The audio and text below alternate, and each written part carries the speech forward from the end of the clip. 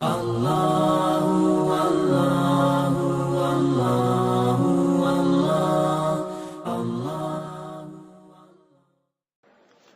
کے حج کے بارے میں 8 ذی الحجہ سے 12 ذی الحجہ تک بیان فرما دیں. تفصیل سے بیان کریں گے تو کئی ہفتے لگ جائیں گے، لیکن مختصر بتا دیتا ہوں کہ 8 تاریخ کی صبح آپ جہاں پہ ہیں چاش کے وقت آپ احرام باندھ لیں اور حج کی نیت کر لیں. نیت دل میں ہوگی، اس کے بعد زبان سے تلبیہ پڑھیں کہ لبیک اللہم حجن، اے اللہ میں حج کے لیے حاضر ہوں. اب اگر آپ مینا میں نہیں ہیں تو مینا میں آ جائیں، اور اگر پہلے سے ہی مینا میں ہیں تو الحمدللہ. مینا میں آپ ظہر کی، عصر کی، مغرب کی، عشاء، فجر 5 نمازیں پڑھیں گے. قصر پڑھیں گے اپنے اپنے ٹائم پہ پڑھیں گے. ظہر کی 2، عصر کی 2، مغرب کی 3، عشاء کی 2، فجر کی 2. اب شروع ہوگی 9 تاریخ.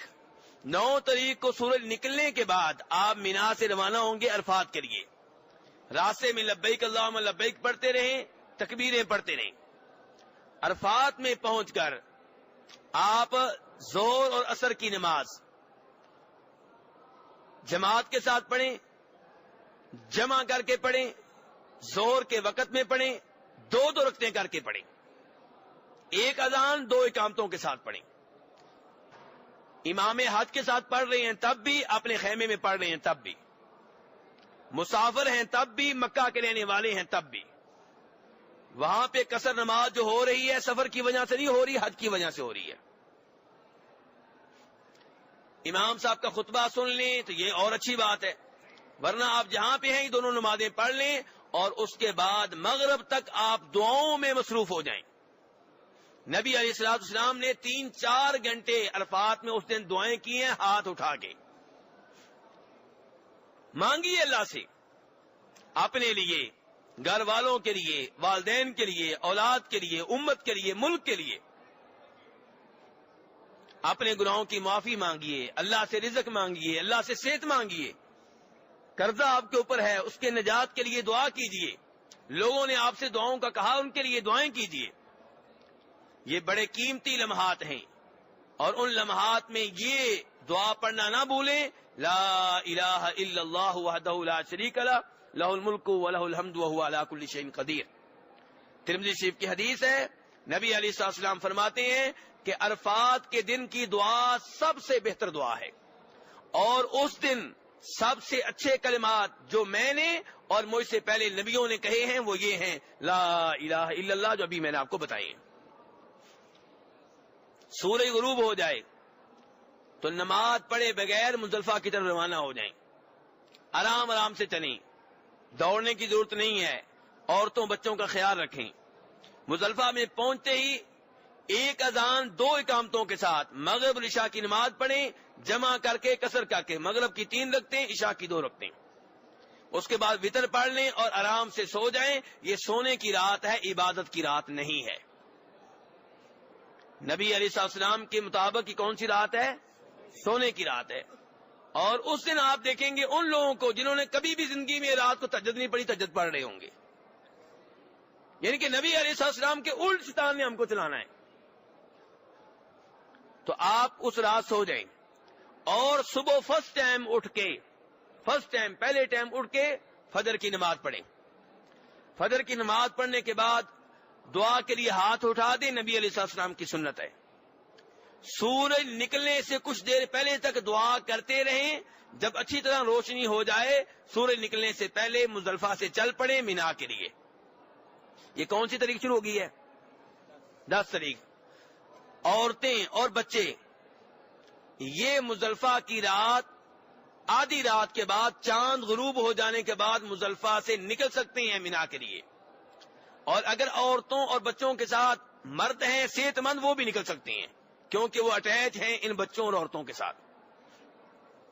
مینا میں پہنچ کر آپ کنکریاں ماریں گے. جمرۃ العقبہ کو کتنی کنکریاں؟ یہ کنکریاں جہاں سے مردی لے لیں. مزدلفہ میں جمع کرنی ضروری نہیں ہے، نہ آپ کی سنت ہے. لوگ عام طور پہ آپ دیکھیں گے مزدلفہ میں پوری رات کنکریاں جمع کرتے رہیں گے، ایسی کوئی سنت نہیں ہے. 10 तारीख کو जमरा अकबा को कंकरियां मारने के बाद कुर्बानी करना चाहिए, लेकिन आप खुद तो कर नहीं सकते। कोपन आपने हुकूमत का ले लिया है तो वो कर देगी, चाहे 10 को करे, चाहे 11 को, चाहे 12 को।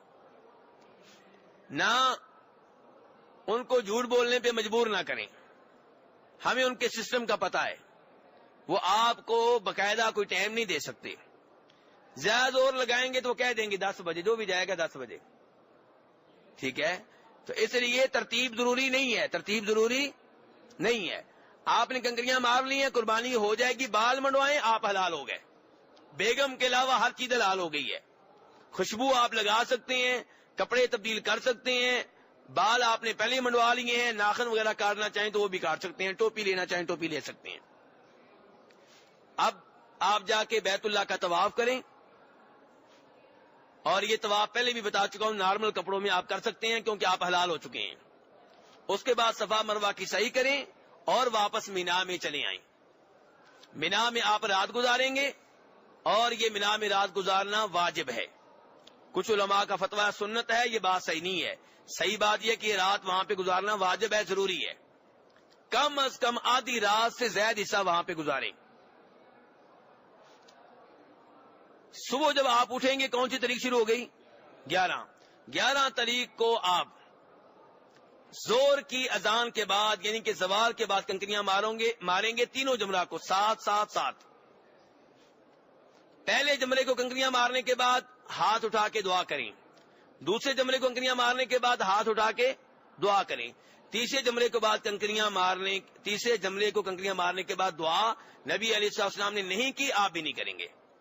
वापस खैमे में आ जाएं, इबादत करते रहें, तकबीरें कहते रहें, नमाजें पढ़ते रहें। कसर करेंगे नमाजें, जोर की 2, असर की 2, मगरिब की 3, इशा की 2, फजर की 2। अलबत्ता फजर की सुनते आप पढ़ेंगे।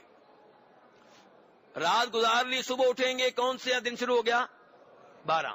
12 तारीख को जोर की अजान के बाद, पहले नहीं, जोर की अजान के बाद पहले नहीं, तीनों जमरे को फिर आप कंकरियां मारेंगे। अब कंकरियां मारने के बाद आप हज को खत्म करना चाहें, मिना से मक्का जाना चाहें, अपने होटल में जाना चाहें, जा सकते हैं, लेकिन इस शक्ल में आप मगरिब से पहले पहले मिना से निकल जाएं।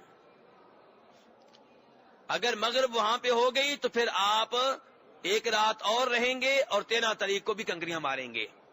लेकिन वो आदमी जो 12 तारीख को मिना से होटल जाना चाहता है, मगरिब से पहले पहले खैमे से निकल पड़ा है, रास्ते में लेट हो गया, चलते चलते गाड़ी में बैठे बैठे, तो वो निकल सकता है क्योंकि उसकी नीयत पहले से है, वो निकल चुका है पहले से।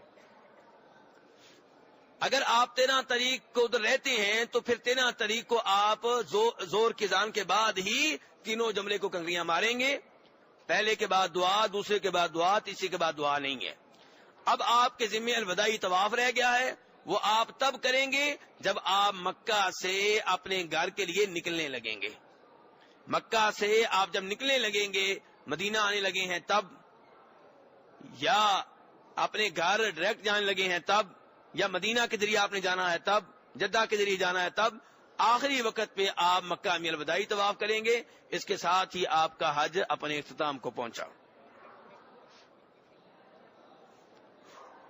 जी भाई कहते हैं ये आखिरी जुबानी सवाल है, आखिरी, पहला भी और आखिरी भी, ठीक है। भाई कह रहे हैं कि ये अलविदाई तवाफ आखिर में करना है कितने घंटे पहले, इसका टाइम टेबल बयान नहीं किया जा सकता। अगर आपने 12 तारीख को अलविदाई तवाफ करके निकलना है या 13 तारीख को, तो हो सकता है कि आप 10 घंटे पहले शुरू कर दें, क्योंकि तवाफ में इतने घंटे लग जाएंगे, फिर आप बाहर आ जाएंगे। लेकिन अगर आपने निकलना है मसलन 28 तारीख को, 28 ज़िलहज्जा को, हज के 15 दिन के बाद, तो वो आप 1 घंटा भी पहले कर लें काफी है। बस आखिरी वक्त पे करें। अब वो कितना टाइम लगेगा ये हालात के मुताबिक मुख्तलिफ होता है। कसर नमाज अपनी मर्जी है या जरूरी है? क्यों जी?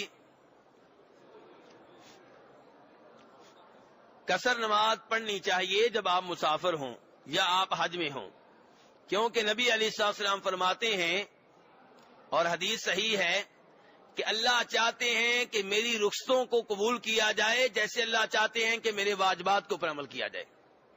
جیسے اللہ کہتے ہیں کہ اس چیز کے اوپر عمل کرنا ضروری ہے تو آپ عمل کرتے ہیں, اللہ چاہتا ہے کہ عمل کیا جائے. ایسے اللہ یہ بھی پسند کرتے ہیں کہ میں رخصت دوں تو بندے رخصت کو قبول کریں. تو سفر کی حالت میں نماز قصر پڑھنی چاہیے, لیکن اگر کوئی پوری پڑھ لے تو گنہگار میں نہیں کہوں گا. البتہ امام کے پیچھے آپ, اگر امام پوری پڑھ رہا ہے تو اس کے پیچھے آپ پوری پڑھیں گے.